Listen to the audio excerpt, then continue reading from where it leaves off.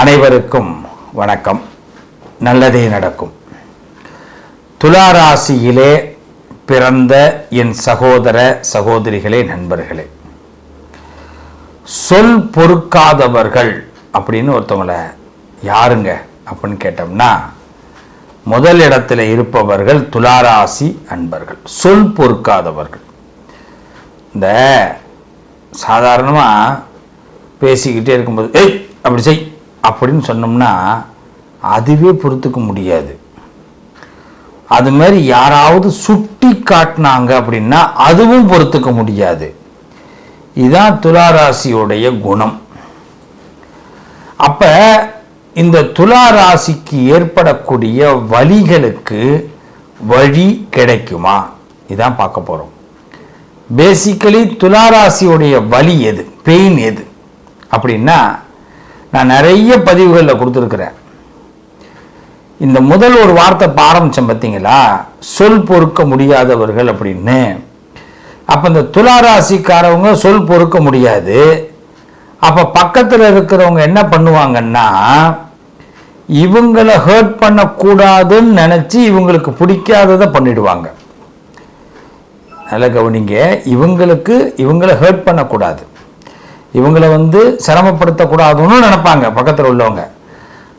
ஆனால் இவங்களுக்கு எது பிடிக்கும்னே தெரிஞ்சிக்க முடியாது. அதனால அவங்க ரொம்ப சிரமப்படுவாங்க.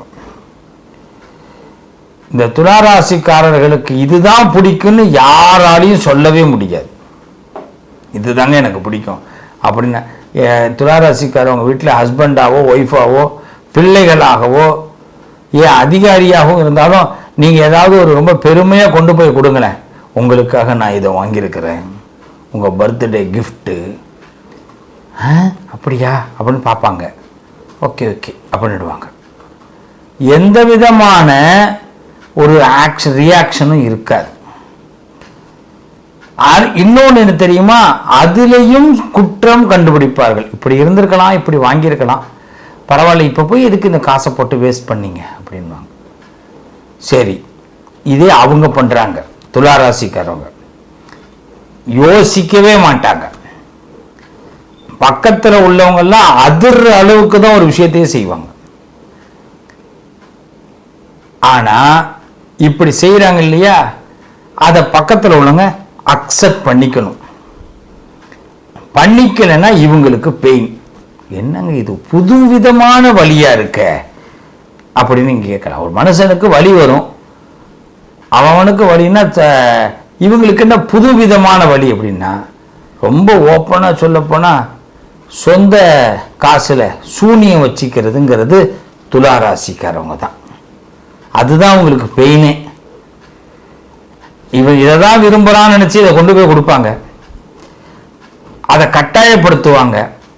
அவங்க அதை அக்செப்ட் பண்ண மாட்டாங்க. இதை கண்டு இவங்க ஃபீல் பண்ணுவாங்க. பல பேருக்கு உதவக்கூடிய குணம் கொண்டவர்கள் துளாராசிக்காரர்கள். அந்த உதவியை மற்றவர்கள் வாங்கிக்கிறாங்கன்னா அதுக்கு திரும்பி ரியாக்ஷன் பண்ண மாட்டாங்க. நான் முதல்ல சொன்னேன், இவங்ககிட்ட பரிசு கொடுத்தா ரியாக்ஷன் பண்ண மாட்டாங்க. இப்போ உதவி வாங்கினவங்க ரியாக்ஷன் பண்ண மாட்டாங்க. இப்போ இவங்க ஃபீல் பண்ணுவாங்க. இந்த வலி அவங்களுக்கு அதிகமாக இருக்கும். அப்போ அதிகபட்சம் வலியை எந்த இடத்திலே துளாராசி சந்திக்குதுன்னா துரோகத்தில் தான் சந்திக்கும். அதிக துரோகத்தை பார்த்த ராசி எதுன்னு கேட்டா துளாராசி. கம்பல்சரி சொல்லிட்டு போயிட்டே இருக்கலாம். எல்லாரும் வீட்டில் உள்ளவங்க. ஆனால் ரெண்டு விஷயம், இந்த துரோகம் எங்க ஆரம்பிக்குது, பயத்தில் ஆரம்பிக்கும், செயல்ல மாறும். இதை மாத்திலாம் நினைச்சு பண்ணுவாங்க, அங்க துரோகத்தை இவங்களுக்கு பண்ணிடுவாங்க. எல்லாமே ஆக்சிடென்ட் தான். ஆனா இதை அக்செப்ட் பண்ண முடியாது துளாராசியால். அந்த பெயின் இவங்களுக்கு அதிகமாயிடும். எல்லாரும் உண்மையா இருக்கணும்னு ஆசைப்படக்கூடியவர்கள். இவ்வளவுதான். இந்த உலகத்துல அது பஞ்சம் தெரியுமா? ஏன் இந்த துளாராசிக்கு மட்டும் தெரிய மாட்டேங்குது உண்மை பஞ்சம் அப்படின்னு? உண்மைங்கிறது இன்னைக்கு பஞ்சம், வறுமையில இருக்கு. உண்மை வறுமையில இருக்கு. அப்ப இந்த உண்மை இல்லாத இடம், அதை பார்க்கும் பொழுது துளாராசிக்கு பெயின் ஏற்படுது. இந்த பெயினுக்கு என்ன மருந்து, வலி என்ன? இந்த வலிக்கு வழி வேணும். இப்போ இவங்களாலையும் ஹெல்பிங் டெண்டன்ஸை விட முடியாது. இவங்களாலையும் இந்த பெயினை வாங்கிக்கிட்டே இருக்க வேண்டிய கட்டாயமா இருக்கு. இதுல வேற உடல் பிணி அதிகமாக உள்ள ராசியில முதல் இடத்துல துலா ராசி வருது. உடல் பிணி கண்டிப்பாக எலும்பு உடைதல்ங்கிறது துலா ராசிக்கு சகஜமா இருக்கும். ஆக்சிடென்ட்ல நிறைய பேர் மாற்றுறது துலா ராசி இருக்கும். சிறு விபத்தையாவது சந்திச்சிருவாங்க. வீட்டில் ஆக்சிடென்ட்னா காரு 2 வீலர் தான் மோதுறது இல்லை, கீழே விழுவுறது, தடிக்கு விழுவுறது, இடிச்சிக்கிறது. நல்லா போயிட்டு இருக்கும். வீட்டு அம்மா சமைக்கும், இப்படி டக்குன்னு திரும்ப முட்டையில் பட்டுன்னு அடிக்கும். அந்த நேரத்தில் அந்த பெயின் அந்த அம்மாவுக்கு தெரியாது. சமையலை முடிச்சுட்டு சாப்பாடுலாம் போட்டுட்டு உட்காந்துரும். ஏம்மா நீ சாப்பிட்லையான்னு கேட்டால் இடிச்சுக்கிட்டேன், ஒரே வலி தாங்கலை, சரி வா ஆஸ்பத்திரி போ. உடல் பெயின் இருந்துகிட்டே இருக்கும் துளாராசிக்கு. ஏதாவது ஒரு மருந்தை மாத்திரையை சாப்பிட வேண்டிய கட்டாயம். அதுவும் நம்ப மாட்டீங்க, ஒரு 4 இயர்ஸுக்கு ஒன்ஸ் ஆஸ்பத்திரியை போய் 2 நாளாவது தங்குற மாதிரி இருக்கும் துளாராசி. 4 வருஷத்துக்கு ஒரு தடவை. இன்னும் சில பேருக்கு 6 மாசத்துக்கு ஒரு தடவை கம்பல்சரி இருக்கும். அதனாலதான் நான் சொல்லுவேன், ஹம்பிள் ரெக்வெஸ்டா சொல்லுவேன், துளாராசிக்காரவங்க புதன்கிழமையில போய் தலைவலின்னு மாத்திரை வாங்கிடாதம்மா, வீட்லயே எல்லாம் வாங்கி வச்சுக்கிங்கன்னுவேன். அதுவும் பெண்களுக்கு இந்த வயிற்று வலிலாம் வரும்பொழுது தயவு செய்து எல்லாம் ஸ்டோரேஜ் பண்ணி வச்சுக்கோங்க அப்படின்னு. ஏன் அப்படின்னா நீங்க மட்டும் புதன்கிழமை சனிக்கிழமை உங்களுக்கே தொடரக்கூடியது எல்லாமே. ஏன்னா மனம் தான் விரும்புறது பிடிச்சி நிப்பாட்ட வேண்டிய இடத்துல இருக்கிறாங்க துளாராசிக்காரவங்க. எல்லாரும் போற போக்கில் போயிட்டு இருப்பாங்க வாழ்க்கையில. இவங்களுக்கு இப்படிதான் இருக்கணும்னு நினைக்கிறவங்க. ஆக பெயின்லேயே வாழ்ந்து கொண்டிருப்பவர்கள், வலியிலே வாழ்ந்து கொண்டிருப்பவர்கள், உடலாலும் வலி ஏற்படக்கூடியவர்கள். போதும் சாமி ஏதாவது வழி கொடுங்களேன் அப்படி இப்ப நீங்க கேட்கறது எனக்கே புரியுது. அப்ப இதுக்கெல்லாம் ஒரு தீர்வுன்னா ஃபர்ஸ்ட் இவங்ககிட்ட ஒரு வில் பவர் வேணும், நம்பிக்கை முதல்ல வேணும். துளாராசிக்காரர்கள் மற்றவர்களை நம்பணும். இன்னொரு நல்ல செய்தி, உங்களோடு பழகக்கூடியவர்கள் ஒரு தப்பு பண்ணாங்கன்னா அந்த தவறை இறைவன் உங்களுக்கு காட்டி கொடுத்துருவார். நல்ல ஞாபகம் வச்சுக்கோங்க. அந்த தவறிலிருந்து இறைவன் மற்றவர்களை திருத்தி கொடுத்துருவார். நல்ல ஞாபகம் வச்சுக்கோங்க. ஆனா நீங்க நம்பணும். இப்ப இந்த வலி எங்க கொண்டு இந்த பெயின் எங்கெல்லாம் போகுது பாருங்க. இப்ப இந்த வழி ஒரே ஒரு வழிதான் உங்களுக்கு. உங்களுக்குள்ள மன தைரியம், எனக்கு நடந்தது அதோடு கடந்தது, இனிமே நடப்பது நல்லவையாக நடப்பது அப்படிங்கிற நம்பிக்கையை முதல்ல துளாராசிக்காரவங்க பதிவு பண்ணணும் மனசுல.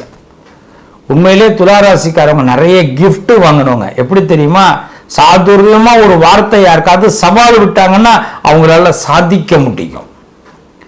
சவால் விட்டா சாதிக்கக்கூடியவர்கள் முதலிடத்தில் இருப்பவர்கள் துளாராசிக்காரர்கள். இதுக்கு என்ன காரணம்னா அந்த வில் பவர். இந்த வில் பவர் இன்னும் அதிகமானா நம்மளுடைய பெயின் குறைஞ்சிரும். இந்த வீட்டில் பிரச்சனை வந்துகிட்டே இருக்கும். ஒரு ஹஸ்பண்ட் ஒய்ஃபு என்னை தேடி வந்தாங்க. எங்க வீட்டில் எனி டைம் எனக்கு எங்க ஹஸ்பண்டுக்கும் பிரச்சனைங்க, சண்டை, சந்தேகப்படுறாருங்க அப்படின்னு பிரச்சனை. அந்த ஐயாவும் சொன்னார், ஆமாங்க இவ என்னையும் சந்தேகப்படுறா அப்படின்னு. இந்த பிரச்சனைக்கு தீர்வு வரணும். இதுல இந்த அம்மா துளாராசி. இப்போ ஒரே ஒரு விஷயம்தான், நீ என்னம்மா பண்ற? நான் ஹவுஸ் ஒய்ஃபாக இருக்கேன். சார் நீங்க என்ன சார் பண்றீங்க? நான் அந்த தச்சு வேலைன்னு சொல்லுவாங்க, தச்சு வேலை செய்கிறேன் அப்படின்னாரு. சரி தச்சு வேலை செய்கிறீங்க, எங்கே செய்கிறீங்க அப்படின்னு? வீட்டில் செய்கிறேன். அம்மா ஒன்று இந்த தச்சு வேலையை அரை கிலோமீட்டர் தாண்டி நிப்பாட்டு, ஒரு வேலை இதுதான். நீங்கள் என்ன பண்ணுங்க, இம்மிடியேட்டாக இந்த மாதத்துலேருந்து ஏதாவது ஒரு ஒர்க்கு எதையாவது ஒன்று செஞ்சாகணும். நான் எனக்கு என்னமே தெரியாதுங்க அப்படின்னா, டெய்லர் தெரியுமா? கற்றுப்பங்க, டெய்லரிங் கற்றுக்கோ. இல்லைன்னா ஃபேஷியல் பண்ணுறதுக்கு கற்றுக்கோ. ஏன்னா நீ படித்த பிள்ளையா இருக்க, தாராளமாக நீ பண்ணலாம். உன் வீட்டில் நீ பியூட்டி பார்லர் வைக்கலான்னு இந்த அம்மாவுக்கு ஏதோ ஒரு பொறித்தட்டின மாதிரி ஏற்பட்டு. ஏன்னா இவங்களுக்கு சுக்கிரன் அனுகிரகம் படைத்தவர்கள். இவங்க தான் ஃபேஷியல் பண்ணிக்க மாட்டாங்க, இவங்க மற்றவங்களுக்கு அழகுபடுத்துவாங்க. இது துளாராசிக்காரவங்களுக்கு இருக்கிற பெரிய பலம். நீங்கள் துளாராசிக்காரவங்க லேடிஸ் இருந்தாங்கன்னா தலை பின்றதில் இவங்களை தட்டிக்கு யாருமே முடியாது. எப்பேற்பட்ட முடியையும் நல்லா பின்னிடுவாங்க. உங்கள் வீட்டில் துளாராசி இருக்கீங்கன்னா யோசிச்சு பாருங்கள், கரெக்டாக இருக்கும். ஒரு முடி அப்படி கையில் வந்து பெண்கள் முடியை வந்து பின்னுறதுக்கு எல்லாருக்கும் பிடிக்காது. சில முடியல கோர முடியலாம் இருக்கும், அதை பிடிச்சி கொண்டு வர முடியாது. துளாராசிக்காரங்கள்ட்ட தலையை ஒப்படைச்சிங்கன்னா அழகாக பின்னி சூப்பர் ஆக்கிடுவாங்க. ஆனால் அவங்க பின்னி போட்டுக்க மாட்டாங்க, அவங்க மேம்போக்கான அழகை தான் வச்சுப்பாங்க. ஆனால் இன்னொருத்தவங்களை அழகுபடுத்துறதுல இவங்களுக்கு திறமை அதிகம் உண்டு. நான் சொன்னேன், இதை தான் இந்த அம்மாவுக்கு நான் பேசினேன். நீங்கள் நம்பவே மாட்டீங்க, நடந்த உண்மை தான். இன்னைக்கு அந்த குடும்பம் சந்தோஷமா இருக்கு. ஏன்னா இந்த அம்மா சும்மா இருந்ததுனால வீட்டுக்காரர் என்ன பண்ணிட்டு இருக்காரு அப்படின்னு. இப்போ வீட்டுக்காரர் தச்சாரு, அவர் வேலை பார்க்குறாரு, திடீர்னு ஒரு ஃபோன் பேசுகிறாரு. இந்த அம்மா யார்கிட்ட பேசுறீங்க, இப்போ எங்கே போயிட்டு வந்தீங்க, இப்போ என்னாச்சு, 1/2 கிலோமீட்டர் தாண்டி போயிட்டாரு. காலையில் 8 மணிக்கு போகிறாரு, சாயந்தரம் 5:30 மணிக்கு வராரு. இந்த அம்மாவுக்கு இப்போ என்னாச்சு, வீட்டு வேலை ப்ளஸ்ஸு பியூட்டிஷியன், பியூட்டி பார்லர் வச்சுருக்குறாங்க. 2 பொம்பளை பிள்ளை வேலை பார்க்குது. இந்த அம்மா மேம்போக்காக தான் இருக்குது, ஆனால் கற்றுக்குது, நல்லா செய்யுது, தன்னுடைய திறமையை காட்டுது, எல்லாருக்கிட்டையும் நல்ல பேர் எடுக்குது. 2 ஆண்டுகள்ல இந்த குடும்பம் நல்ல மாற்றத்துக்கு வந்திருக்குங்க. இதை நான் இதுதான் எனக்கு கண்ணுக்கு தெரிஞ்ச ஒரு விஷயம். இதை எதுக்கு சொல்றேன்னா, கேப்சர் பண்ணிக்க கூடியது தான் உங்களுக்கு வழி. நீங்க உங்களை அதிகபட்சம் சிந்தித்து கொண்டிருப்பதை மாற்றி சிந்திச்சா உங்க லைஃப் ரொம்ப சிறப்பா இருக்கும். இந்த மாற்றி சிந்திக்கிறதுக்கு நரசிம்மர்னு சொல்லுவாங்க. இந்த நரசிம்மர் துணை உங்களுக்கு அவசியம். நான் ஒரு பழைய வீடியோலையும் கொடுத்துருக்கிறேன். எங்கெங்க நரசிம்மர் இருப்பார்னு சில பேர் கேட்பாங்க.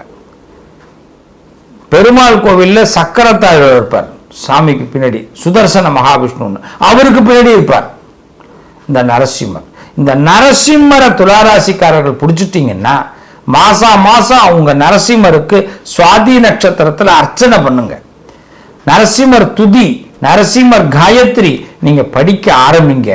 உங்களுக்குள்ள ஒரு வில் பவர் வரும். எப்படி தெரியுமா, நம்மளை யாரும் இனிமே ஏமாத்த மாட்டாங்க, நம்மளை யாரும் யாருக்கிட்டையும் நம்ம இனிமே ஏமாற மாட்டோம், நம்மளை எப்படிப்பட்ட ஏமாத்துறவங்களையும் ஆண்டவன் நமக்கு முன்னாடி காட்டி கொடுத்துருவான், நம்ம ஜெயிச்சிருவோம் அப்படிங்கிற எண்ணம் உங்களுக்கு வந்துடும். ரொம்ப சிம்பிள் மெத்தட் தான் இப்போ நான் சொல்லி கொடுத்துருக்கிறேன். ஆக நரசிம்மரை நீங்க பிடிச்சிக்கிட்டா ரொம்ப பெஸ்ட்டுங்க. துளாராசிக்காரர்களே, உங்களுக்கு சனி பகவான் உங்க ஜாதக ரீதியாக எப்படி இருக்காருன்னு பார்க்கணும். அதில் ஆனா துளாராசிக்கு சனி உச்சத்திற்குரியவன். அப்போ உச்சத்துக்குரிய சனி பகவான் உங்களுக்கு மேஷத்துல மட்டும்தான் சனி இருக்கக்கூடாது. உங்க ராசியில மேஷத்துல சனி இருக்கக்கூடாது, மற்ற எந்த இடத்துல இருந்தாலும் பரவாயில்லை. அப்ப சனி உச்சத்துக்குரியவனாக இருக்கிறதுனால உங்களுக்கு கண்ணுக்கு முன்னாடி நீதி தேவதை உங்களுக்கு நீதியை காட்டி கொடுத்துருவாம்மா, காட்டி கொடுத்துருவாங்க ஐயா. இது நீங்க நம்புங்க. இதனால என்னன்னா உங்களுக்கு பெரும் அளவுகளை பகைகள் எல்லாம் விலகி போயிடும். எப்பேற்பட்ட பகையாளிகளும் உங்கள்கிட்ட கரம் கோத்துருவாங்க. ஏன்னா நரசிம்மர் இந்த வேலைகளை செய்வார். பகையாளிகளை உங்கள் பக்கம் வர வைக்கக்கூடியவர் நரசிம்மர். பகையாளிகளுக்கு தக்க பாடம் கொடுக்கக்கூடியவர் நரசிம்மர். நரசிம்மர் வழிபாடு உங்களுக்கு வாழ்க்கையில மாற்றம் நிச்சயமாக ஏற்படுத்தும். நான் சொன்ன மாதிரி மாத்தி யோசிக்கிற தன்மையை இன்னிலிருந்து நீங்க முடிவு பண்ணணும்.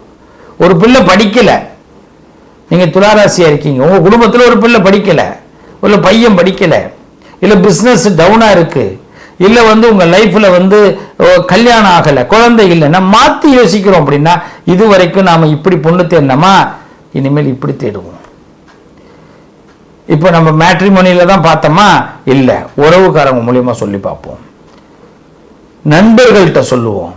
ஒரு நேரம் நண்பர்கள்ட்ட போய் கல்யாணத்தை பத்தி சொன்னா தப்பா நினைச்சுப்பானேன்னு நினைச்சோம். இப்பெல்லாம் கிடையாது. ஃப்ரெண்ட்ஷிப் கிட்ட சொல்லுங்க.